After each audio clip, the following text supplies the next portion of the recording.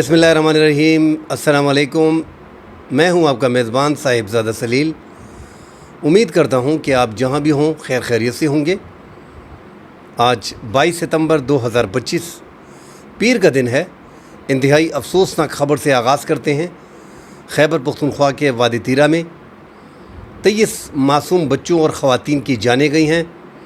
उस हवाले से मुख्तलिफ़ इल्ज़ामात हैं कि सिक्योरिटी फोर्सेस ने बमबारी की है फ़ाइटर जेट से, और जबकि दूसरी ख़बर साथ है कि जो खैबर पख्तूनख्वा में शिद्दत पसंद उन इलाकों में स्पेशली ज़्यादा हैं, उन्होंने IED धमाके किए हैं उनके घर में।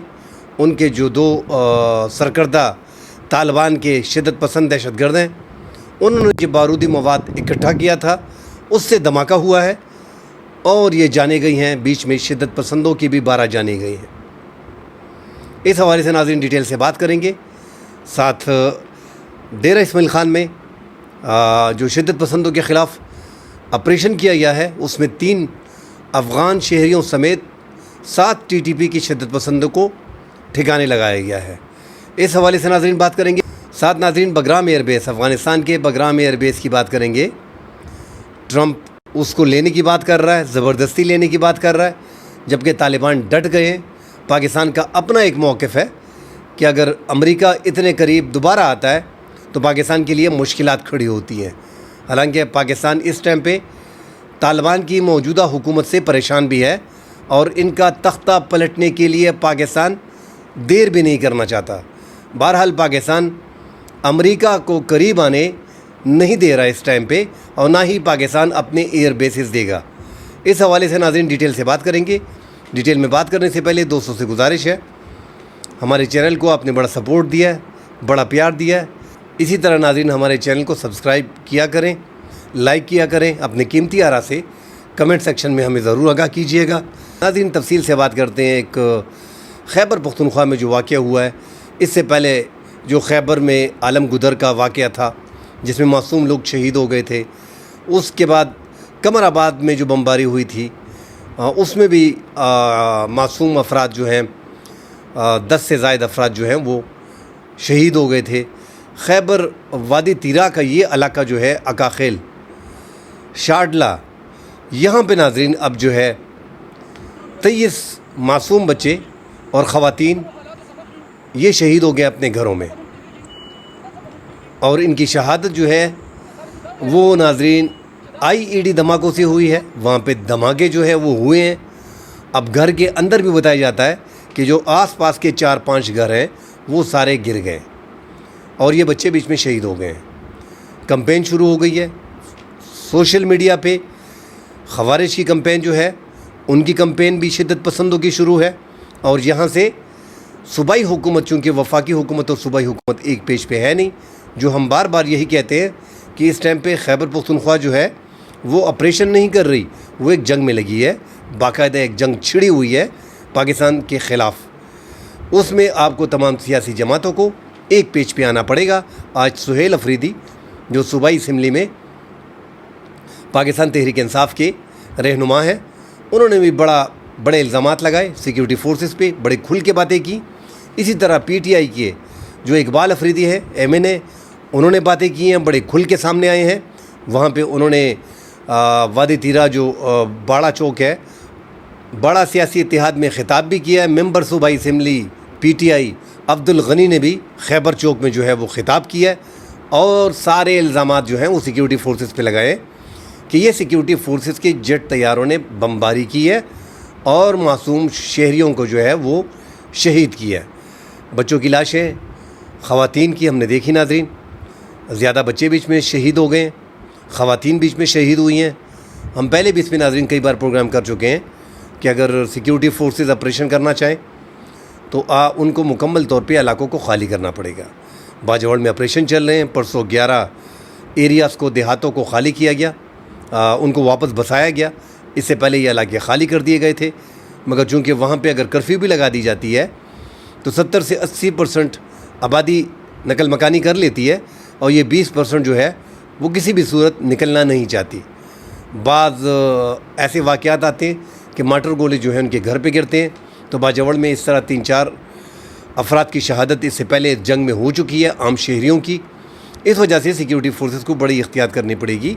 हम पहले भी अर्ज़ करते रहे कि एक तो खैबर पख्तूनख्वा में सूबाई हुकूमत उसको एतमाद में ले या कोई हल निकालें इस मसले का। अगर आप कोई ऑपरेशन करते हैं तो आपका और सूबाई हुकूमत का मौक़िफ़ एक होना चाहिए। अब तमाम तर PTI के जितने भी सूबाई असम्बली के मेंबरान हैं, कौमी असम्बली के मेंबरान हैं, सूबाई असम्बली जो वज़ीर आला हैं वो खामोश है, मगर उनके वज़रा, उनके मेंबरान असम्बली और कौमी असम्बली के अफराद बाकायदा जो है वो इसको बमबारी करार दे रहे हैं। और वो बड़ा जो सियासी इत्तेहाद है उस तरफ जो है खालिद खान अफरीदी उसके जो तर्जुमान हैं उन्होंने कोर कमांडर हाउस पेशावर की तरफ मार्च का ऐलान जो है वो कल किया। कल सुबह 9 बजे मार्च किया जाएगा। जो सिक्योरिटी ज़राए हैं नाजरीन, उनका कहना है कि अमान गुल और महसूद ये उनके मराकज़ के अड्डे हैं यहाँ पे, और वो अपने मराकज़ के अड्डे में जो है बारूदी मवाद इन्होंने इकट्ठा किया था। ये ज़्यादा तादाद में बारूदी मवाद इकट्ठा करना, उसमें धमाका हुआ है जिसमें 12 से 14 शिद्दत पसंद जो है वो बीच में हलाक हो गए हैं और साथ ये मासूम जानें भी गई हैं। तो इसमें सिक्योरिटी फोर्सेस की कोई बमबारी हुई नहीं है और ये पूरी एक प्लानिंग है जो वहाँ पे कर रहे हैं। मगर ये जो धमाका हुआ है, धमाका खेज़ मवाद इन्होंने रखा हुआ था वो फटा है। और बाद आज़ा जब इनको पता चल गया कि यहाँ पे तो मासूम लोग शहीद हो गए तो इल्ज़ामात इन्होंने शुरू कर दिए सोशल मीडिया पे। हम देख रहे हैं कि PTM का एक नैरेटिव है, एक खैबर पख्तूनख्वा में PTI का एक नैरेटिव बनता जा रहा है, एक जो है अफ़गान शहरी मुकम्मल तौर पे जो तालिबान की हुकूमत का साथ दे रहे हैं, और जो अशरफ गनी के लिबरल जो PTM के साथ हैं, वो सारे सोशल मीडिया पे बाकायदा एक कैंपेन सिक्योरिटी फोर्सेस के ख़िलाफ़ शुरू कर दी है। सिक्योरिटी फोर्सेस के ज़राए बता रहे हैं कि ये इन 2 शिद्दत पसंद जो इनके कमांडर्स हैं अमान गुल और महसूद, ये इनकी कार्रवाई थी। इनकी जो बारूदी मवाद था वो फटा है, उससे उनके अपने लोग भी हलाक हो गए और ये आम शहरी भी जो है वो बीच में शहीद हो गए। तो नाज़रीन, सिक्योरिटी फोर्सेस को एहतियात भी करनी पड़ेगी। टारगेटेड ऑपरेशन में नाम दिया गया है टारगेटेड ऑपरेशन का, इंटेलिजेंस बेस्ड ऑपरेशन का। जब आप टारगेटेड ऑपरेशन करते हो तो आपको अपने टारगेट को अचीव करना पड़ता है। आप इंटेलिजेंस बेस्ड ऑपरेशन करते हो तो आपको पहले से मालूमात होती हैं, 4 से 6 अफराद, 4 से 6 दहशतगर्द, 8 से 10 दहशतगर्द इस मौके पे फ़लाँ इलाके में मौजूद हैं, तो आप वहाँ पे रेड करते हैं, आप वहाँ पे इंटेलिजेंस बेस्ड ऑपरेशन करते हैं। ऐसे में सिविलियन की कैजुअल्टी या सिविलियन की जो शहादत है उससे बड़े मसाइल जन्म लेते हैं। सिक्योरिटी फोर्सेस को भी बड़ी एहतियात करनी पड़ेगी और खैबर पख्तूनख्वा की सूबाई हुकूमत उनको एक पेज पे आना पड़ेगा, एक मौक़िफ़ इख्तियार करना पड़ेगा। इन शिद्दत पसंदों का अगर आपने मुकाबला करना है तो आपने सिक्योरिटी फोर्सेस को अकेला नहीं छोड़ना। अगर एक सूबे की हुकूमत असम्बली में खड़ा होकर शुरू हो जाए अपनी सिक्योरिटी फोर्सेस के ख़िलाफ़, फिर आगे मामलात बड़े ख़राब होते हैं। हमें पता है कि खैबर पख्तूनख्वा में तहरीक इंसाफ की वाज़ेह अक्सरियत है, जो 2024 के इलेक्शन में हमने देखी। तकरीबन 90 से 95% अक्सरियत खैबर पख्तूनख्वा में पाकिस्तान तहरीक इंसाफ की है। काम किया है, काम नहीं किया है, इमरान खान का कोई बयानिया है, इमरान खान का कोई बयानिया नहीं है। 2024 के इलेक्शन में हमने देखा कि साहब का जो 10 साल के काम थे परवेज़ खटक के और महमूद ख़ान के, खैबर पख्तूनख्वा में टके का काम नहीं किया था। उसके बावजूद खैबर पख्तूनख्वा में वो क्लीन स्वीप कर गए और बाकी मुल्क में भी उनकी अक्सरियत आई। अब जैसे मैंने कह दिया है कि लोग उनके बयानात को सुनते हैं, उनकी सोशल मीडिया टीम काफ़ी आगे है। आप नाज़रीन जब तक सोशल मीडिया को कंट्रोल नहीं करोगे, ये आज के जो वाक़यात हुए हैं तीरा में, इनमें अफ़गानिस्तान और इंडिया के लाखों लोगों ने मुसलमानों के नाम पे, बलोचों के नाम पे फेक अकाउंट खोल रखे हैं और वो लगे हुए हैं पाकिस्तान सिक्योरिटी फोर्सेस के ख़िलाफ़।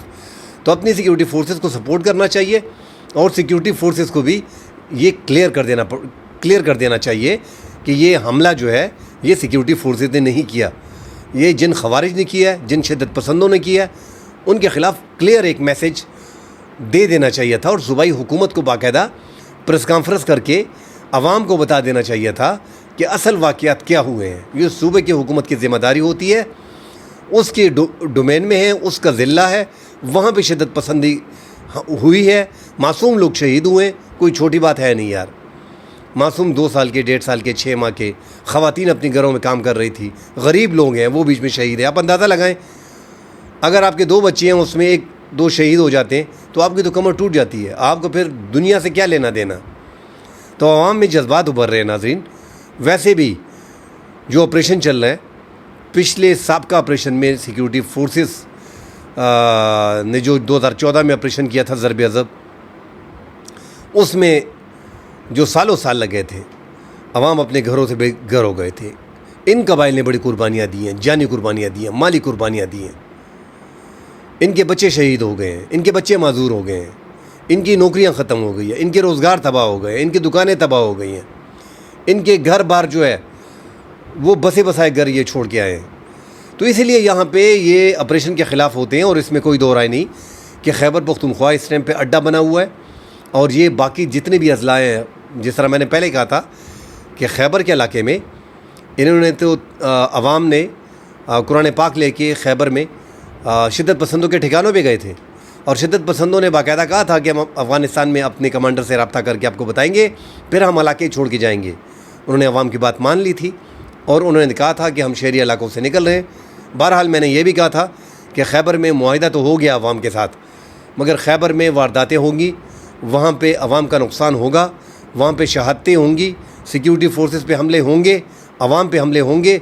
वही हो रहा है अब खैबर वादी तीरा में, जहाँ पे तालिबान ने कमिटमेंट की है। तो वादों और एतमाद और ये मुज़ाकरात, इनसे आगे निकल के एक पेश पे आना पड़ेगा। और अगर आपने ऑपरेशन करने तो कोशिश करनी पड़ेगी कि जहाँ पे आपने ऑपरेशन करना है, चाहे आपने टारगेटेड ऑपरेशन करना है एक पूरे देहात में, उस देहात को पूरा खाली करना पड़ेगा ताकि किसी के घर पे माटर गोला ना गिरे। औरतें बच्चे घरों में होती हैं, वो शहीद हो जाते हैं। इसका बड़ा ख्याल करना पड़ेगा। साथ नाज़रीन, सब जानते हैं हम कि डोनाल्ड ट्रंप का सख्त बयान आया था कि हमने बगराम वापस लेना है। इससे पहले भी बगराम के बारे में डोनाल्ड ट्रंप जो गैर रिवायती सियासतदान है, मगर सुपर पावर की एक सुपर पावर ताकत है, अमेरिका जैसे मुल्क के सदर हैं, अवाम ने दूसरी बार उनको मुंतखब किया है, उनका ऐलान है। और ये ऐलान वो पहले भी कर चुके हैं, मगर अब उस पर ज़ोर दे रहे हैं कि हर तरीके से मैंने ये लेना है। तालिबान डट गए। तालिबान ने कहा कि हम अपनी 1 इंच ज़मीन भी नहीं देंगे। 20 साल अमीर खान मुत्तकी ने कहा है, जो वज़ीर ख़ारजा हैं, हमने अफ़गानिस्तान में लड़ाई की है, लड़े हैं और ये हमने हासिल किया है अपना इलाका। 20 साल मज़ीद लड़ेंगे, मगर अपनी 1 इंच ज़मीन भी नहीं देंगे। उनके वज़ीर तालीम ने कहा है, जो अफ़गान वज़ीर तालीम है हबीबुल्लाह आगा, पक्तिया में एक ख़िताब किया है उन्होंने कि अमेरिका के ड्रोन तो अब भी हमारी एयर स्पेस का इस्तेमाल करते हैं, उनके ड्रोन हमारे इलाकों में अब भी उनका इख्तियार होता है, हमारा इख्तियार नहीं होता।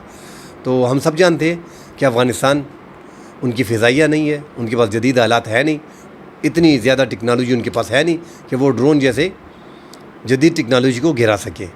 बहरहाल अब वो बगराम एयरबेस के करीब आना चाहते हैं। और ट्रंप का मौक़िफ़ है जो अब दुनिया के सामने रखा है कि चाइना जो है यहाँ से एक घंटे की मुसाफत पे है, जहाँ पे उनका एटमी प्लांट है और जहाँ पे वो हमारे एक टारगेट पे होते हैं।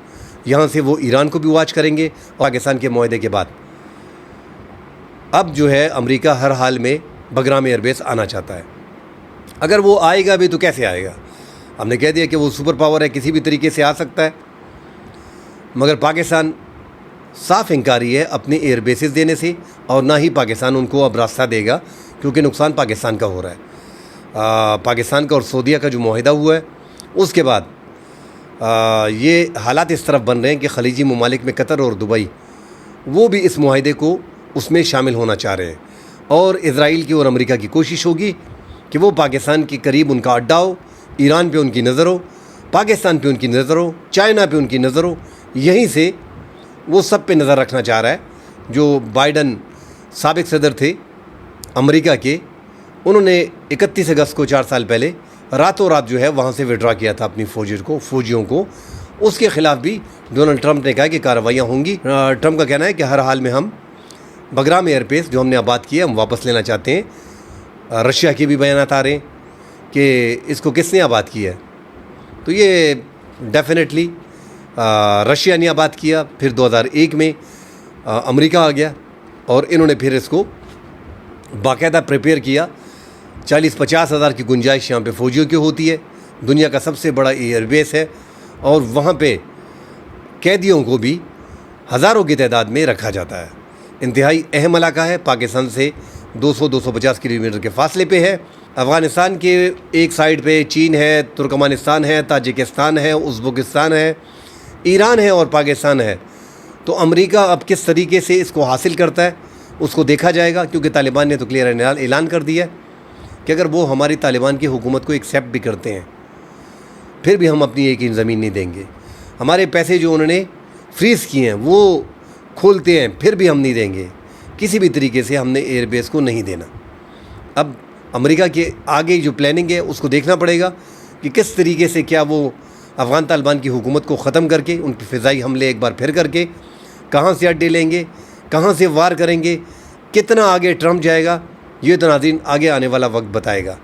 नाज़रीन, डेर इसमाइल ख़ान में एक बड़ी कार्रवाई सिक्योरिटी फोर्सेस ने की। सिक्योरिटी फोर्सेस को इत्तला थी कि कुछ अफ़गान जंगजू जो हैं वो करलाची का इलाका डेर इसमाइल ख़ान में जो है वहाँ पे मौजूद हैं और प्लानिंग कर रहे हैं सिक्योरिटी फोर्सेस के ख़िलाफ़।